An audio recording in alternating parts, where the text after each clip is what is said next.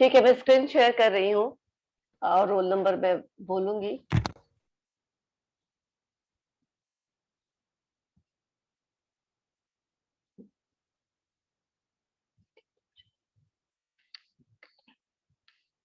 ठीक है, मैं रोल नंबर बोल रही हूँ। 1 है क्या? नो।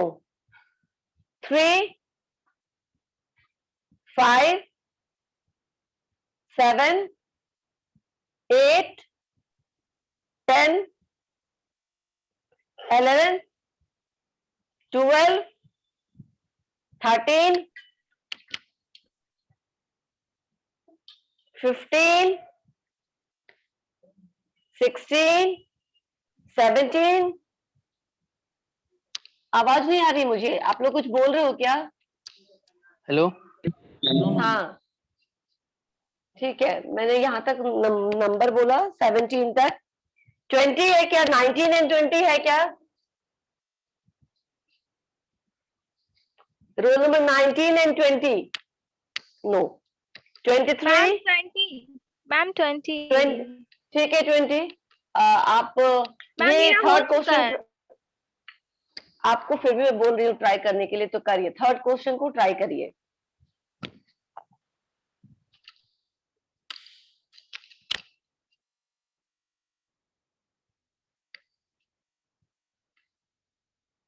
मैम ए होगा।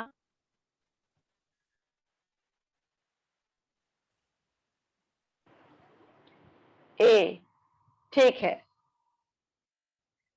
21, 23, 40, 24,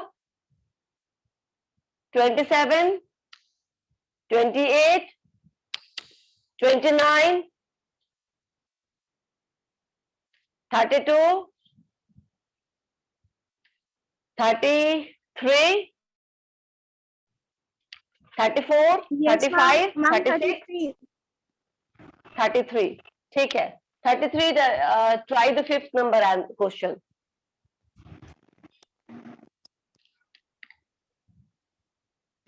Ma'am, self-actualization means physiological needs.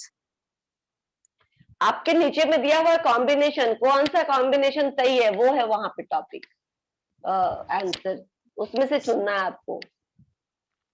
Ma'am, A, B, C, D, E. A B C D E, ये ऑप्शन सही है, ए ऑप्शन। ठीक है, रोल नंबर 33 ना? ओके। 34, 35, 36, 37 है क्या? 37 नहीं। ओके। 39, 40, 40 है क्लास में?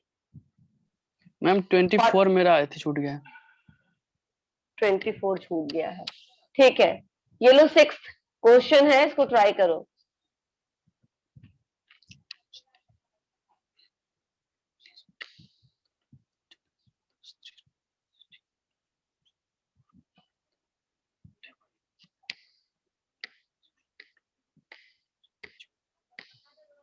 Two factor theory.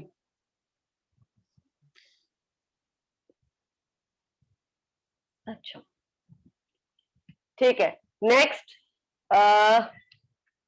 44 है, 42, 44, 45, 46, 49, 50, 55, 56, 58, 59, 60, कोई नहीं, 63, 65, 61, 62 है क्या? 68, 69, 71, 72। मैम कौन?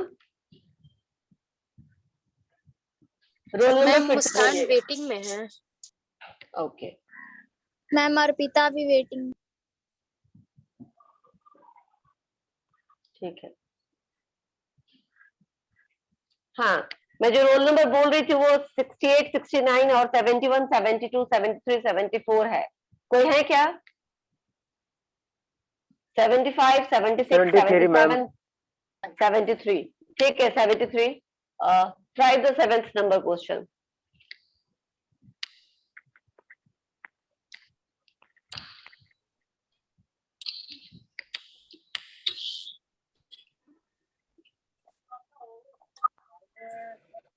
ऑप्शन है यूनिटी ऑफ कमांड।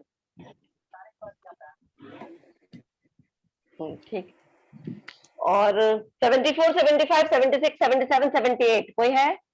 74 से 78 तक, इनफैक्ट 79 भी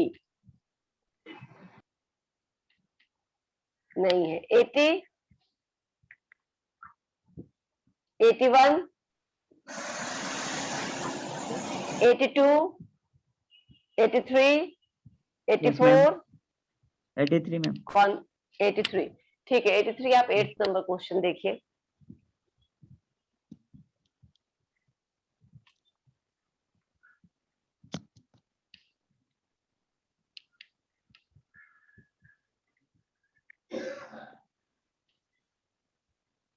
सी नंबर मैम।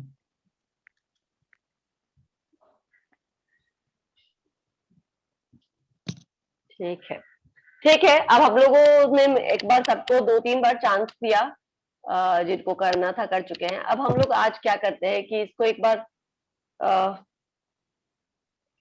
सारे क्वेश्चन को डिस्कस कर लेते हैं। कहाँ तक थे हम लोग? वैष्णवी कुछ डिस्कस किया था या नहीं किया था अभी? मैम डिस्कस हुआ था। कहाँ तक हुआ था? 5 नंबर तक मैम, शायद रीअरेंज वाला था वहीं तक मैम। ओके, ठीक है, वहां तक हो गया था। तो यहाँ तक तो मेरे ख्याल से क्लियर हो गया होगा सबका। रीअरेंज में आज भी गलती हुई है। रीअरेंजमेंट, इसका जो 5th नंबर क्वेश्चन का जो सही आंसर है, सही आंसर है डी, ए, बी, सी, बी। ठीक है, 6th क्वेश्चन का आंसर क्या होगा? सारे क्लास के लिए है ये। अब साइंटिफिक मैनेजमेंट। Scientific management. बिल्कुल सही, साइंटिफिक मैनेजमेंट सही है, क्योंकि ये बोल रहा है क्या? अब देखो किसी ने 2 फैक्टर थ्योरी आज बोला है। मैं फिर से बोलती हूँ कि dash is the name given to the philosophy and set of methods and techniques that stress the scientific study of task and organisation of work at the operational level, यानी कि लोअर लेवल पे, जहाँ पे manufacturing हो रही है, जहाँ पे प्रोडक्शन हो रहा है, जहाँ पे काम हो रहा है, वहां पे आप साइंटिफिक मेथड और साइंटिफिक स्टडी करिए। ये किस में कहा गया था? साइंटिफिक मैनेजमेंट में कहा गया था ये सारी बातें, और F.W. टेलर ने कही थी। Next, yes ma'am. 7 question ma'am, क्या? Question number 5। क्वेश्चन नंबर 5 देखना है। ये देखो, रीअरेंज करना है। मास्लोज नीड हायरार्की थ्योरी को रीअरेंज करना था। ये टॉप टू बॉटम की तरफ जा रहा है ये सीक्वेंस। तो सेल्फ एक्चुअलाइजेशन के बाद होता है क्या? Self esteem. उसके नीचे होता है बिलोंगिंगनेस या नीड ऑफ एफिलिएशन। उसके नीचे होता है सेफ्टी, और उसके बाद होता है सबसे नीचे फिजियोलॉजिकल नीड्स। इसीलिए इसका आंसर डी होगा। ठीक है, 7th का आंसर क्या होगा? यूनिटी ऑफ 7th का आंसर सही दिया था, यूनिटी ऑफ कमांड, क्योंकि बाकी सारे कहाँ हैं? साइंटिफिक मैनेजमेंट के ऑप्शंस हैं। 8th क्वेश्चन, ये number theory X and theory Y. हाँ बिल्कुल। डगलस मैकग्रेगर ने theory X and theory Y दिया है। अभी भी किसी ने एनवायरमेंटल पर्सपेक्टिव दिया, लगता है क्वेश्चन देना पड़े ही आंसर दे देते हैं। ठीक है, तो इसका सही answer theory X theory Y है। Okay, 9th, who said management is a multiple purpose organ that manages a business, manages managers and manages workers and work. किसने कहा था ये? वेरी गुड, इसका पीटर ड्रकर आंसर है। सही बात है, इसका आंसर पीटर ड्रकर है। ठीक है, 10th क्या होगा सब्जेक्ट 10th का? All of the above. बिल्कुल सही। किसी को कंफ्यूजन है ऑल ऑफ द अबव नहीं होने में? Yes ma'am. No ma'am. क्या कर? नहीं ना, ठीक है, ये ऑल ऑफ द अबव है, क्योंकि F.W. टेलर ने साइंटिफिक स्टडी में दिया था कि कैसे साइंटिफिक ओवरऑल काम को हम कैसे स्टडी कर सकते हैं। तो उसमें टाइम, मोशन, मेथड और फटीग, जब इस चारों की स्टडी होगी तो वो ओवरऑल स्टडी ऑफ टास्क कहा जाएगा, और इसीलिए इसको इसमें सब कुछ है, इसीलिए ऑल ऑफ द एबव। ठीक है। 11th, Theory X. Theory X. very good, very good. Theory X assumes that the people are inherently lazy, and theory Y assumes that the people cannot live without working. It is as natural as eating, playing, sleeping. Work is as natural to them. इसीलिए ये दो अलग अलग theory है, दोनों तरह के लोग होते हैं ऑर्गेनाइजेशन में। ठीक है। 12th, Leadership, ma'am. Leadership. एक बार फिर से देख के बोलिए। The word that denotes a function, task and a discipline. Ma'am, management. Management होगा ma'am. Management is the right answer, Management. क्योंकि मैनेजमेंट Yes, ma'am. फंक्शन भी Management. है, टास्क भी है और सब्जेक्ट भी है। डिसिप्लिन मतलब सब्जेक्ट, फैकल्टी। Yes, ठीक है ना, तो ma'am. वो सब्जेक्ट भी है, इसीलिए मैनेजमेंट है। और ये जितने टर्म है वो मैनेजमेंट के अंदर की चीजें है, मोटिवेशन, लीडरशिप, ये सब उसके अंदर आता है। 13,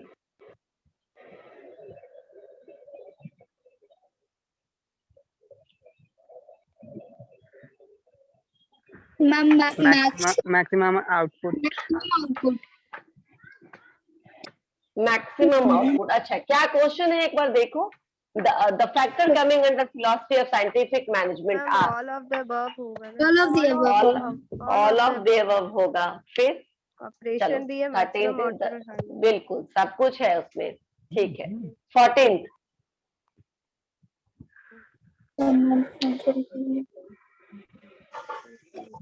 Ma'am, all of the above. बिल्कुल सही, ऑल ऑफ द अबव, क्योंकि सारे नॉन फिनेंशियल या नॉन मॉनेटरी इंकरेजमेंट है, मोटिवेशंस है। तो encouragement, freedom, recognition, all are the examples of non monetary motivation. 15th, Ma'am, satisfaction level. क्या लिखा है? The higher the dash level of employ, the lower the job satisfaction. Managerial ma'am.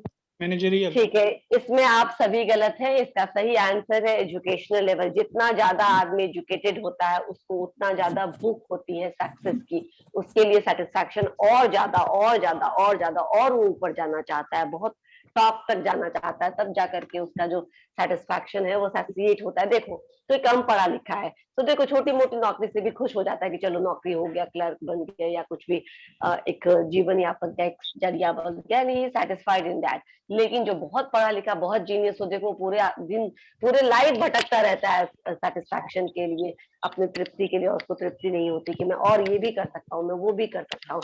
इसीलिए जितना ज्यादा education level होगा employ का, उतना मुश्किल होगा उनको सेटिस्फाई कर पाना, उतना ज्यादा चैलेंजिंग टास्क को ढूंढेंगे अपने आप को सेटिस्फाई करने। ठीक है, तो इसमें एजुकेशन होगा। 16th, बिल्कुल सही। 17th, Ma'am, higher levels, operating levels, middle. एक आंसर बोलिए। Operating. Higher level होगा। और Sandeep? Operating ma'am. Ma'am, operating ma'am, operating. Operating is the right Operating. Answer. Operating मतलब लोअर लेवल। तो साइंटिफिक मैनेजमेंट ऑपरेशंस की बात कर रहा है, प्रोडक्शन की बात कर रहा है, वो बात ही कर रहा है फोरमैन, सुपरवाइजर्स, वर्कर्स की। ठीक है ना, वो बात ही नहीं कर रहा है उससे ऊपर के चीज की, टॉप लेवल की और मिडिल लेवल की। तो ऑपरेटिंग लेवल से कंसर्न है ये scientific management. Now father of modern operational management, ये तो आप सबको पता होगा। FW Taylor. Modern operational management. हाँ, FW टेलर किसने कहा था? अर्पिता. Ma'am, अर्पिता, गलती से हो क्लास गया में ma'am. जब, कॉलेज में जब आऊंगी ना तो कान खींचूंगी तुम्हारा मैं। ठीक है, अभी तुम बच गई हो। FW टेलर साइंटिफिक मैनेजमेंट के फादर हैं। समझ में आ रहा है सबको? Yes, ma'am. Yes, ma'am. कुछ मुश्किल नहीं है। गुड। नाउ अगेन, तो इसके आंसर है father of modern operational management Henry Fayol. और अगर फादर ऑफ मॉडर्न मैनेजमेंट हो तो किसको बोलेंगे हम लोग? Ma'am, Peter Drucker. Very good. 19th, the principle of unity of command is contrary to Taylor. ये तो सलोनी है क्या क्लास में? Yes ma'am. तो सलोनी ने ये इसी सवाल का जवाब दिया था सलोनी ने, और उसको मैंने गिफ्ट किया पेन। भले ही बहुत दिन के बाद किया, लेकिन इसी सवाल का जवाब था वो। Ma'am unity of functional command, foremanship. बिल्कुल बिल्कुल, फंक्शनल फोरमैनशिप और यूनिटी ऑफ कमांड दोनों अलग अलग, दोनों एकदम एक दूसरे से अपोजिट है।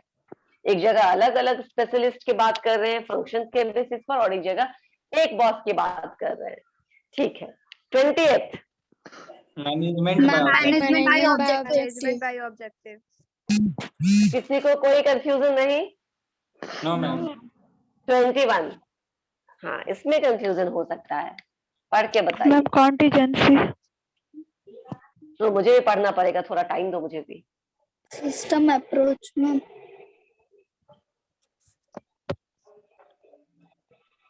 हाँ, इसमें होगा answer system approach, not contingency. System approach because it talking about system and सब सिस्टम्स, इनपुट एंड आउटपुट, ये सब सिस्टम अप्रोच में। कॉन्टिजेंसी में क्या होता है, वो फ्यूचर के वो फैक्टर्स जो आप अभी प्रिडिक्ट नहीं कर सकते हैं, तो वैसे चीजों पर जब मैनेजमेंट डिपेंड करता है तो उसको हम कॉन्टिजेंसी थियरी बोलते हैं। इसका आंसर है सिस्टम थियरी।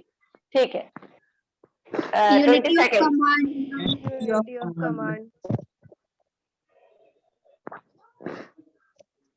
नहीं नहीं, ये यूनिटी ऑफ कमांड नहीं, ये यूनिटी ऑफ डायरेक्शन है। C, one boss and one individual is unity of command. या क्या, according to Draft's principle, there should always exist one head and one plan for a group of activities having the same objective. यानी कि एकदम एक activities के लिए अगर सिर्फ वन हेड की बात होता तो यूनिटी ऑफ कमांड होती, लेकिन ये वन प्लान की भी बात कर रहा है, जो सारे एक्टिविटीज एक दिशा में एक ऑब्जेक्टिव को अचीव करने के लिए डायरेक्टेड होते हैं, तो ये होगा यूनिटी ऑफ डायरेक्शन। मैम अगर दोनों इंक्लूडेड होगा तो यूनिटी ऑफ कमांड बोलेंगे।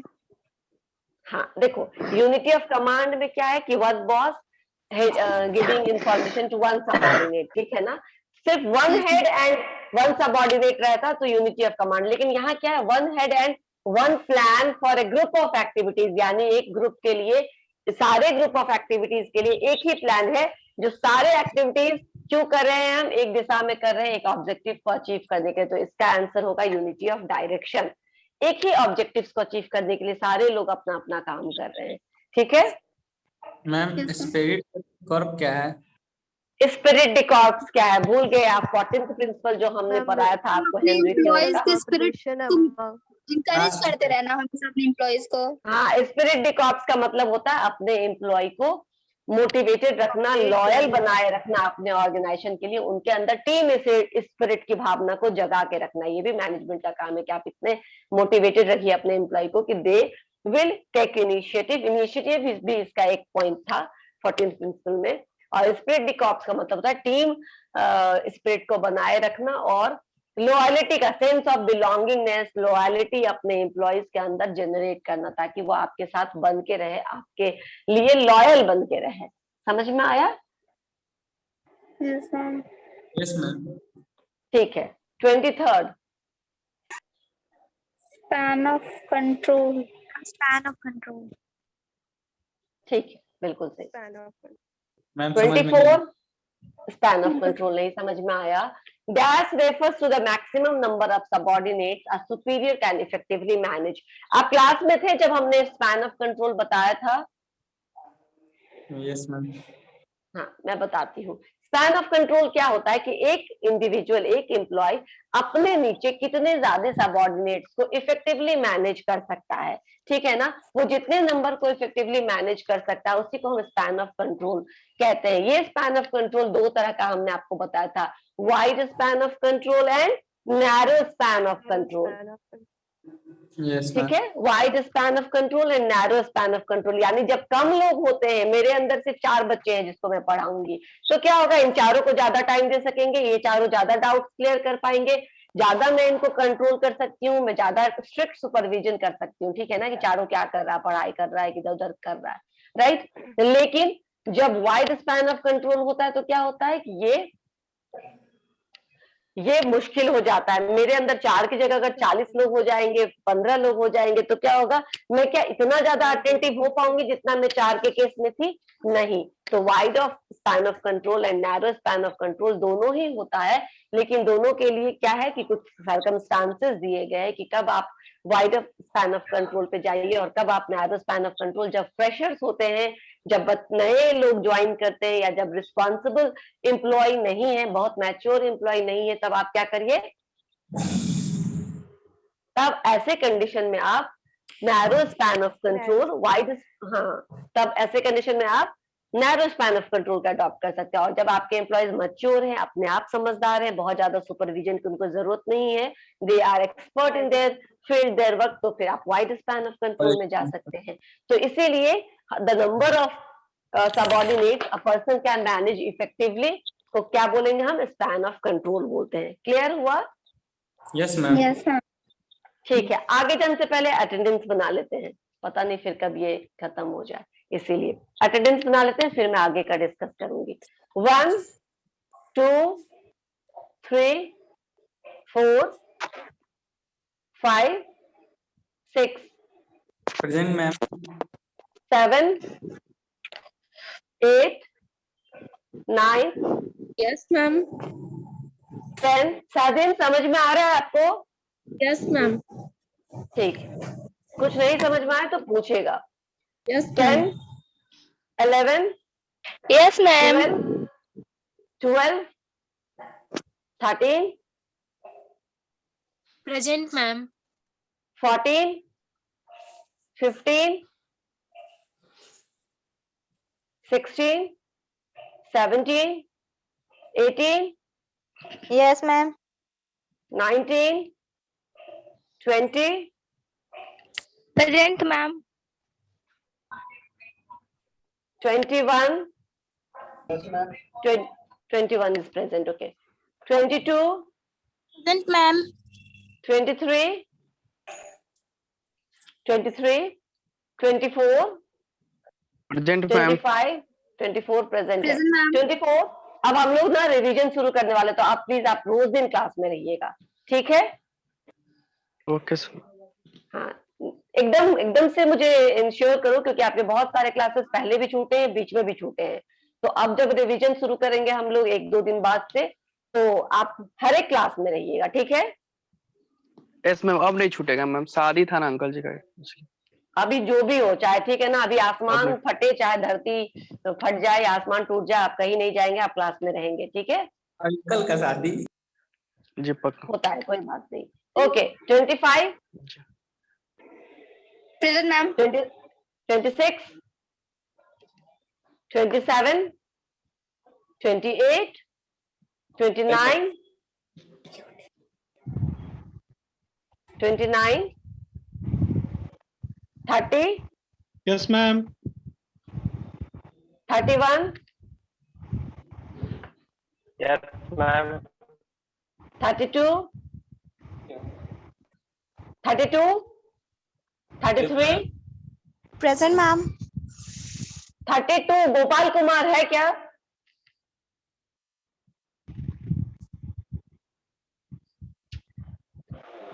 नहीं है ना? ठीक है। 33 31 बोले 31। वो हो चुका, अपने टाइम में बोल दीजिए। 34 Ma'am, 33 present. हो गया सलोनी। 34 35 36 37 36 प्रेजेंट है मेरे ख्याल से। 37 38 मैम एक स्टूडेंट वेटिंग में। Present, ma'am. 30 38 present, ma'am. Satish है वेटिंग में, ठीक है। 39 39 40 40 41 42 43 44 Yes, ma'am. 45 44 Yes, ma'am. 45 46 47 40 47 नहीं है प्रेम कुंज। 48 49 47 मैम। Yes, ma'am. कहाँ 48, से ma'am. आप? Ma'am Okay. बाहर चल ठीक डिस्कनेक्ट है। हो जाता। 49 50 51 52 ma'am. 52 53 Yes, ma'am. 53. 51 है क्या शनाया? Yes, ma'am. हो गया। 54 Yes, ma'am. 55 56 57 Present, ma'am. 58 59 60 61 62 63 64 Animesh 65 66 67 Present, ma'am. 68 69 70 71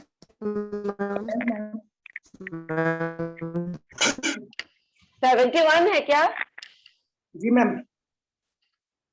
ठीक है। 72 73 Yes, ma'am. 74 73, ma'am. okay 74 75 76 77 78 79 Yes, 80 ma'am. Present, ma'am. 79 and 80 present.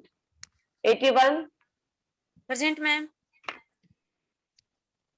82 83 84 हो चुका। ठीक है, मैम वापस रोल से नंबर चलते हैं। ज्वाइन नहीं हो पा रही है। मैम कौन? 26 मैम रोल नंबर 26 मैंने बना दिया आपका। Ma'am role Satish number Rao. 2 join नहीं हो पा रही है, वो डिस्कनेक्ट हो जा रहा है उसके बाद बार। पता नहीं, अच्छा रहने दो। कौन है रोल नंबर 2? कुसुम मैम, कुसुम।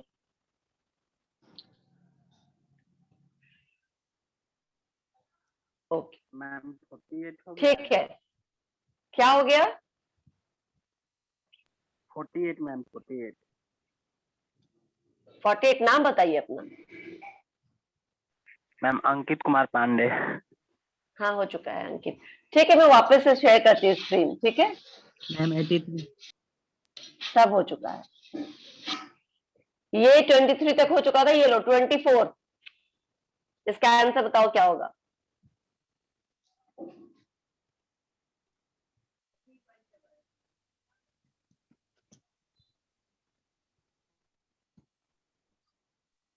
ट्वेंटी फोर्थ का मैम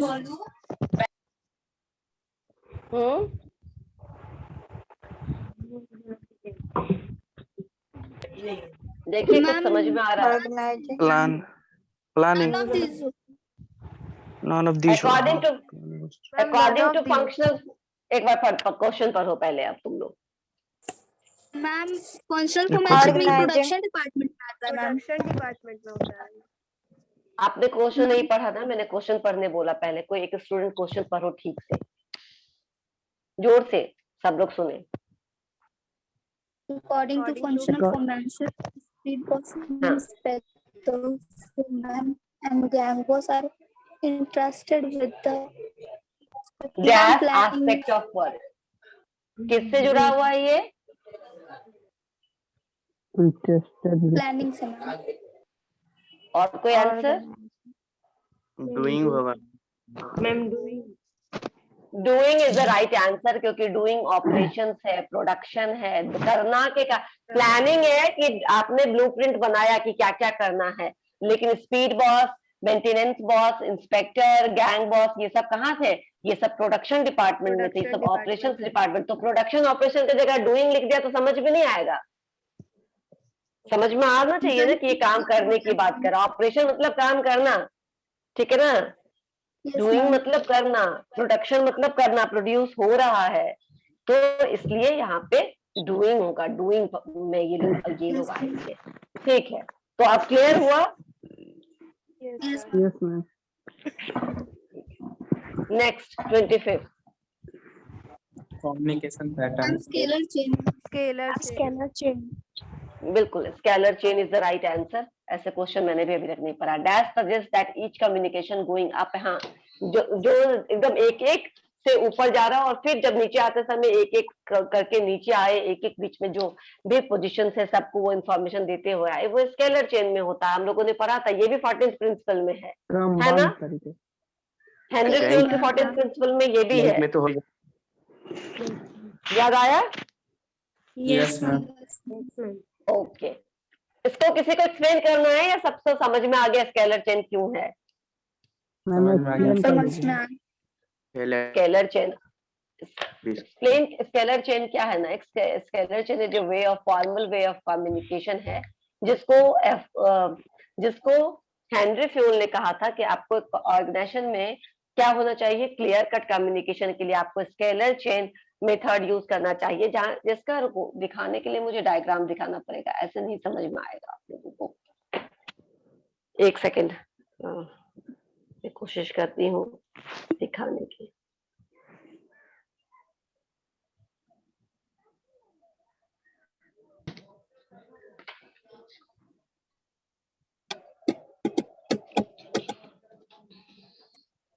देखो कौन सा ले जो तुम्हें समझ में आ जाए। टेक दिस एग्जांपल, एक दिख रहा है तुम्हें कि एक एरो ऊपर की तरफ जा रहा है, ई से डी, डी से Yes, ma'am. सी, सी से बी, बी से ए एंड देन ए से लेकर एस तक। और फिर इसी तरह जब एस को वापस रिवर्ट देना पड़ेगा तो एस आर को बताएगा, आर क्यू को, क्यू पी को, पी ए को, then again B C D A E. दिख रहा है आपको?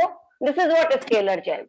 ठीक है, यानी कि जितने आपके ऊपर जितने भी आपके सीनियर है सब तक वो बात जाएगी, तब जाकर के वो कम्युनिकेशन कंप्लीट होगा। और वापस फीडबैक देते समय भी वापस जब कम्युनिकेशन रिवर्ट करेंगे तो भी वैसे ही वो एक एक करके आएगी और नीचे तक आएगी। इसी को हमने स्केलर चेन कहा।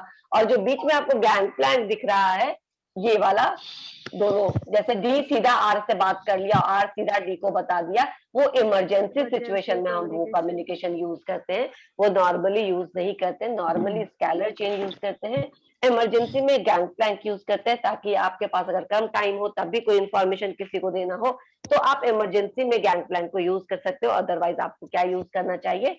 Scalar chain. समझ में आया? जिसको नहीं समझ में आया था उनको? Yes ma'am. ठीक है। दूसरा ये लो 26 देखो। मैम होगा। फ्लेक्सिबल। Flexible ma'am. बिल्कुल बिल्कुल, very good, flexible. And rigid, rigid किसके हिसाब से है? रिजिड का जो management, rigid kind of management को किसने बताया था, किसने एडवोकेट किया था? Yes ma'am. किसने किया था? हेनरी फ्यूल में था मैम, फ्लेक्सिबल इसका रहता है, प्लम में हाँ, रहना ये चाहिए। मैं मान गई। हाँ ठीक है, फ्लेक्सिबल है एंडी फ्यूल का, लेकिन किसी ने क्या? हाँ, मैक्स वेबर का ब्यूरोक्रेटिक मैनेजमेंट रिजिड है क्योंकि वो बहुत स्ट्रिक्टली रूल्स एंड रेगुलेशंस को फॉलो करता है। Very good, bureaucratic management Max. बिल्कुल सही, बिल्कुल सही। नाउ 27 आंसर करिए।